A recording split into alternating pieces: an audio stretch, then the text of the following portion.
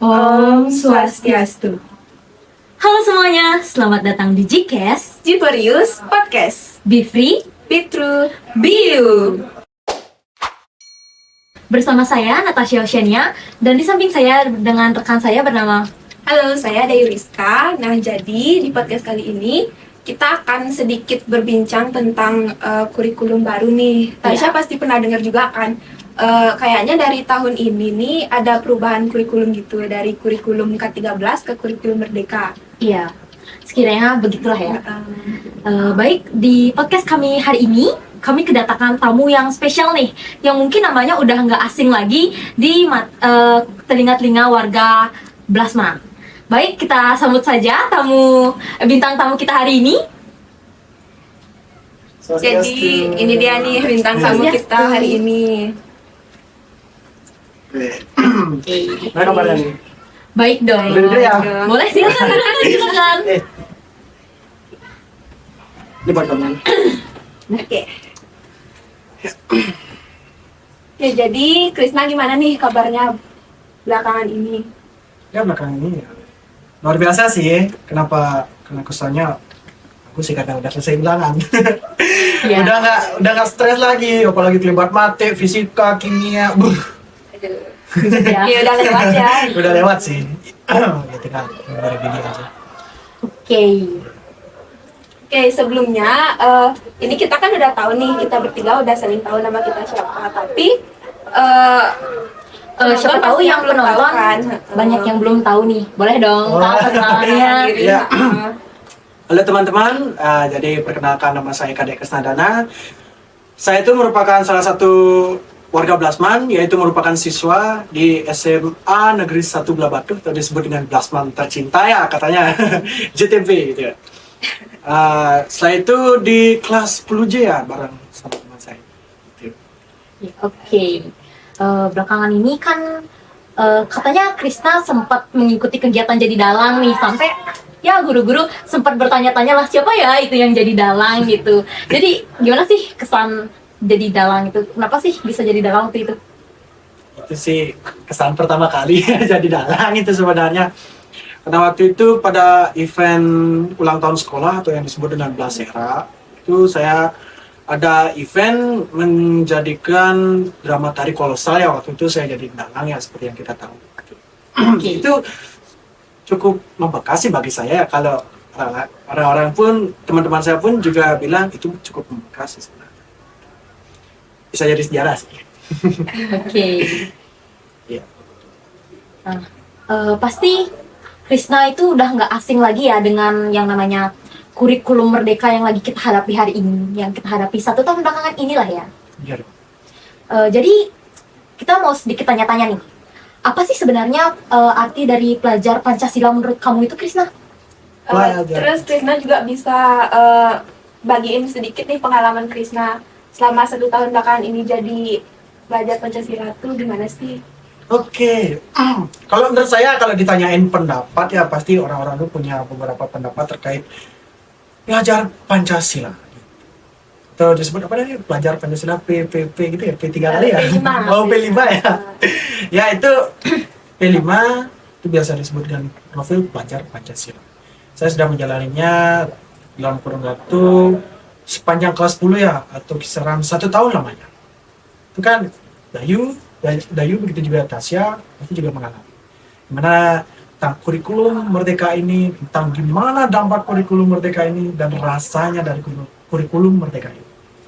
Kita ini merupakan bagian dari K13 ya waktu SMP ya. Iya, selama SD SMP jadi Nah. itu K13 lah. Waktu itu kita mulai terbiasa dengan kurikulum tersebut, tapi pemerintah menggantinya dengan kurikulum yang baru, yaitu kurikulum Merdeka. Bagi saya, kurikulum Merdeka itu merupakan suatu terobosan yang cukup bagus dari pemerintah. Bagi saya ya. Mungkin kalau bagi orang, katanya, kurikulum Merdeka, di mana sih merdekanya? Iya sih. Oke, iya. Banyak tugas, banyak gini lah, banyak itu. Pokoknya banyak drama dalam kurikulum Merdeka. Tapi wajar. Karena kita merupakan seorang angkatan pertama dari kurikulum Merdeka ya. Iya. Sana itu merupakan kurikulum yang cukup keren sih bagi saya. Cukup keren karena kita juga mengalami project dari, kalau kita ya, kalau mungkin di sekolah lain beda sih materi dari projectnya, yaitu dari apa namanya, kearifan lokal dan juga wirausaha dan juga lain-lainnya. Pokok lagi satu dan terakhir kali apa namanya? Tentang hidup keberlanjutan. Iya. Tentang itu kita diminta untuk membuat ekoenzim ya. Iya. Di sana juga cukup banyak drama.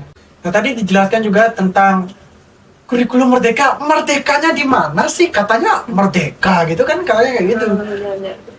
Tapi kita tuh melihat banyak sekali tentang masalah-masalah di kurikulum merdeka ya, karena kita juga angkatan awal, kita nggak tahu gimana dari awalnya kita membuat proyek. Apalagi kita sekarang sekolah siang, itu maka dari itu waktu yang kita miliki itu kurang jadinya. Dari kumpul sama keluarga, istirahat, bukan santai ya. Kalau santai itu kayak malas-malasan jadinya. Kayak gitu. Oke. Itu kalau kumpul sama keluarga itu pasti dikit. Kita jadi emosi gitu. Tetapi, meskipun demikian, pemerintah sebenarnya merancang kurikulum merdeka dengan alasan yang berbeda sebenarnya. Nah itu, dari kita merasakan stres itu karena kita melihat dari satu sudut pandang tuh. Itu karena satu sudut pandang kita melihat stresnya saja, nggak bagusnya. Bagusnya di mana? Satu, pastinya ada wawasan baru. Kita di proyek kan sering diminta untuk membuat makalah maupun tentang poster dan yang lain-lain deh pokoknya. Itu merupakan satu pengalaman baru sebenarnya untuk bekal kita menuju kuliah. Yang sebenarnya anak kuliah saja itu baru diajari ketika masih kuliah ataupun di kampus kayak gitu. Makanya kita sebagai generasi janganlah melihat dari satu sudut pandang kayak gitu. Nah selain itu sebenarnya kurikulum merdeka ini memiliki terobosan baru. Dari awalnya K13 kan tadi dibilang tentang anak MIPA, ada anak IPS, anak bahasa. Di kurikulum merdeka ini, kurikulum merdeka ya. Kurikulum merdeka itu sebenarnya udah lewat deh. Ada yang kayak gitu. Kita nggak memandang dari anak MIPA, IPS maupun bahasa. Sekarang anak bahasa aja bisa jadi arsitek. Iya benar Bener banget sih, karena bener. kurikulum yang terbaru ya Iya. ini. Reset gitu kan Hmm. jadinya. Kalau Tasya sama Dayu pernah diminta untuk milih paket? Pernah dong pasti. Pernah dong, pastinya kita pernah. Kayaknya kelas 10 yang lagi nonton juga pasti sedang Pernah. merasakan bener nggak ya milih paket ini atau paket itu gitu. Benar-benar. Nah untuk Krisna sendiri sebenarnya milih paket apa sih? Penonton juga pasti kepo nih, seorang Krisna milih paket apa ya kira-kira? Benar, pasti. Kalau menurut kalian, saya milih paket apa? Kalau dari penampilannya sih ya, kayaknya Krisna ini anak yang lebih aktif di bidang sosial. Benar. Kayaknya Krisna ke sosial nggak sih, lebih ke IPS. Yakin? Ya. Kurang yakin juga sih sebenarnya. Tapi kita cuma nebak. Oh, Kan gitu ya. kita Kita hanya menebak ya. Ya juga. Emang sih banyak sih yang bilang saya tuh bagusnya ke bahasa, ke IPS. Tapi hati saya punya tujuan lain, yaitu ke MIPA. Oh ternyata MIPA. salah ya. salah ya, tebakan agak ada kita. kesalahan sedikit dalam tebakan kita nih. Yes. Jadi kalau boleh tahu alasan kamu milih paket MIPA ini apa sebenarnya? Paket MIPA kan katanya dengan ada pilihan paket 5 dan 7, itu sih yang saya ingat ya, itu pilihan saya sebenarnya. Oke. Gitu. Alasan mendasarnya ya karena pengen aja. Apa nggak ada alasan yang mengkhusus gitu yang buat Krisna milih kayak misalkan disuruh orang tua atau emang bersangkutan sama cita-cita Krisna ke depannya? Kalau orang tua sih masih nggak terlibat ya, karena orang tua nggak mempermasalahkan mau paket apa yang saya pilih gitu. Orang tua hanya tetap mendukung. Ini tentang cita-cita saya yang pastinya itu privasi gitu. Oke. Nah tapi ini nih ada kejadian. Ada salah satu teman saya yang katanya bilang, kamu itu bagus tuh di bahasa. Besok kalau SMA nyari IPS aja nih, gitu. IPS tuh bahasa gitu. Tapi saya bilang, wah, kok saya disuruh minta nyari gini bahasa sama IPS? Saya ini mau MIPA. Kok bisa saya diminta untuk cari IPS sama bahasa? Loh, kamu kan katanya nggak suka sama mate gitu, kata dia bilang. Sehingga saya itu sampai dijuluki sebagai orang yang nggak suka matik tapi mengorbankan dirinya hanya untuk demi matik gitu. Oh. Ngerti nggak maksudnya? Ngerti. Iya. Apalagi jurusan Krisna lebih ke fisika kan, fisika, matematika, Iya. kimia Kok gitu. tahu? Kan di Kan paket kamu sendiri MIPA yang tadi heeh. bilang Oh, gitu ya? MIPA kan nggak mungkin kan MIPA sosiologi. Iya juga sih. Iya juga sih. Emang sih saya bisa milih untuk paket fisika gitu. Ya. Kalau Tasya sama Dayu milih apa? Coba dong tebak juga. Kita ini Tebak. berdua kira-kira masuk paket apa sih? Kalau dilihat dari penampilan muka, kita berdua. Kalau saya ramal nih. Oke. Bisa ngeramal nih sih. Bisa ngeramal ternyata ya si Krisna ini. Katanya dalam kayak gitu. Iya. Yeay, dalam kita ini. Kalau Tasya kayaknya kata ibu saya sih kayak gini nih pasti pilihnya paket yang kayak MIPA Ya, gitu ya ada orang fisika. pinter ya. Iya gitu. Sebenarnya nggak juga, tapi ternyata bener banget. Oke. Tentang tebakan peramal kita ini ternyata bener banget saya masuk MIPA gitu. Kalau Dayu sih saya punya gini ramalan juga. Kayaknya Dayu itu ada kesalahan nih. Ada kesalahan di bagian milih paket ya kayaknya. Ya sih sebenarnya bukan kesalahan sih, lebih ke bingung soalnya bingung. belum ada planning nih ke depannya Oh, mau gitu. jadi apa. Kayaknya Dayu pilihnya paket IPS deh. Bener nggak nih kira-kira? Sumpah bener banget. Kok bisa tahu sih si Krisna kok bisa bener sih tebalnya? Lihat di kuku. Oh bisa. Iya loh. Ternyata itu bukan cuma mitos doang Kita ya. harus belajar sih di Krisna harus belajar. Harus belajar ngeramal sih kalau kayak begini. Iya. Keren si Krisna. Lihat di kuku. Kemarin di chat. Ya, emang. Ya gitu aja. Oke. Oke. Nah untuk pertanyaan yang terakhir mungkin, apa sih kesan atau pesan yang ingin kamu sampaikan kepada penonton yang sedang menonton ini selama 1 tahun kamu menjalani kurikulum Merdeka ini? Apa kesan dan pesannya? Kesan. Kalau kita bicara tentang kesan ya, kesan tentang kurikulum Merdeka ini ya cukup menyenangkan dan juga membingungkan. Oke. Kenapa saya bilang menyenangkan? Kita terjun langsung ke lapangan. Kalau kita terjun langsung ke lapangan sehingga kita mendapatkan yang namanya edukasi. Edukasi, selain itu, dan yang paling difavoritkan oleh banyak orang, ada rekreasinya. Nah itu ada kegembiraannya. Siapa sih yang nggak mau kegembiraan? Kayak gitu.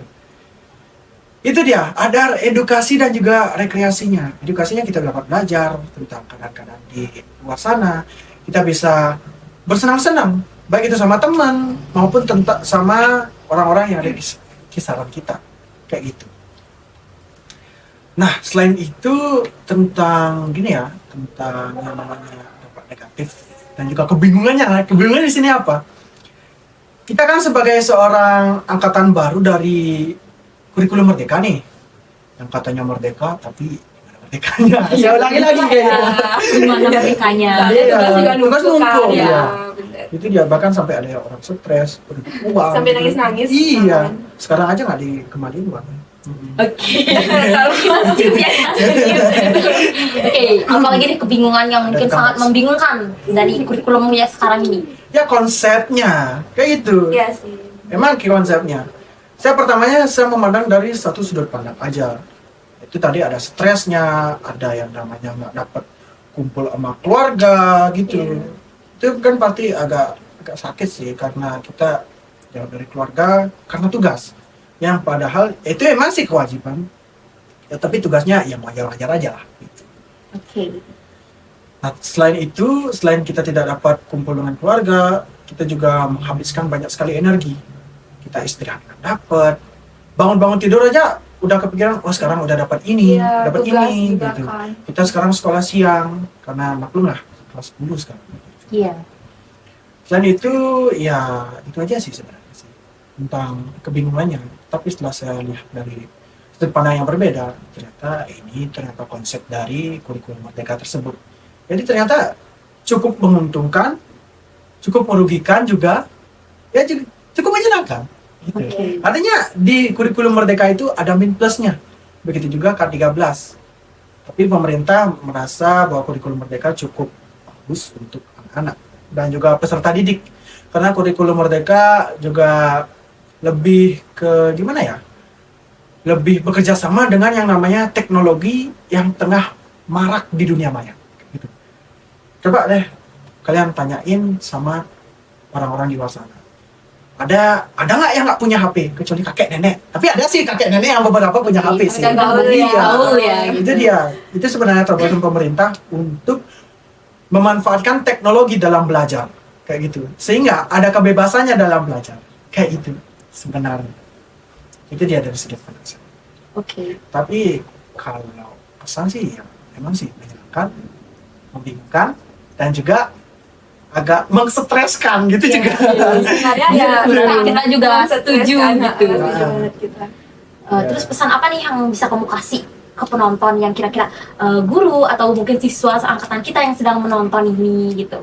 Baik, untuk kesan saya di sini ya saya cuma berpesan sama para peserta didik selanjutnya, teman-teman, dan juga para guru. Kalau peserta didik sekarang, selamat belajar dan juga selamat stres sekalian. Oke. Stres masa Ada gitu. pengalaman. Iya, tapi di sana Pengalaman seperti yang saya baru. bilang jangan pernah melihat Dari satu sudut pandang aja. Meskipun demikian, tapi kalian pastinya akan mendapatkan wawasan baru yang tidak kalian dapatkan di kurikulum sebelumnya, sehingga kalian bisa dapat